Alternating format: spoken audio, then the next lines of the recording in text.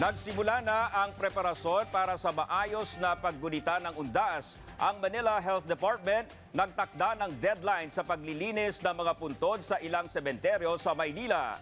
Yan ang ulat ni Gab Villegas.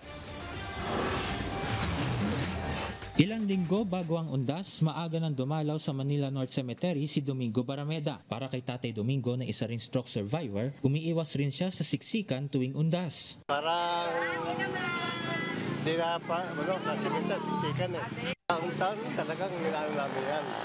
Para naman sa maninindang si Aling Josie, matumal pa ang bentahan ng mga bulaklak at kandila. Sa ngayon, kakaunti pa lang ang dating ng mga bulaklak mula sa Baguio.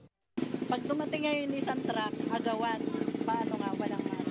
Tuwing undas, mabenta ang lahat ng paninda niyang bulaklak na inaangkat pa mula Baguio at tumataas rin ang presyo pagsapit ng undas. Kahit pa hindi undas, nagmahal na rin ang presyo ng kandila na ngayon ay naglalaro sa 25 hanggang 140 pesos. Sa abisong inilabas ng Manila Health Department, papayagan lamang na maglinis ng puntod ng mga yumao ang mga dadalaw sa Manila North Cemetery hanggang October 25, habang October 28 naman ang huling araw ng paglilibing at pagkikremate sa nasabing sementeryo. Simula October 8 hanggang November 4, bukas ang main gate ng sementeryo mula alas 5 ng umaga hanggang alas 5 ng hapon. Sa mga nabanggit na petsa, ipinagbabawal sa loob ng sementeryo ang pagdadala ng kalalasing na inumin, mga flammable materials tulad ng pintura, thinner at iba pa, mga baril at lahat ng uri ng patalim at mga matutulis na bagay, baraha, bingo card o anumang uri ng pagsusugal, pagpapatugtog ng videoke o anumang sound system na magdudulot ng ingay, at ipinagbabawal rin magpasok ng alagang hayop sa loob ng sementeryo. Gab Villegas para sa Pambansang TV sa Bagong Pilipinas.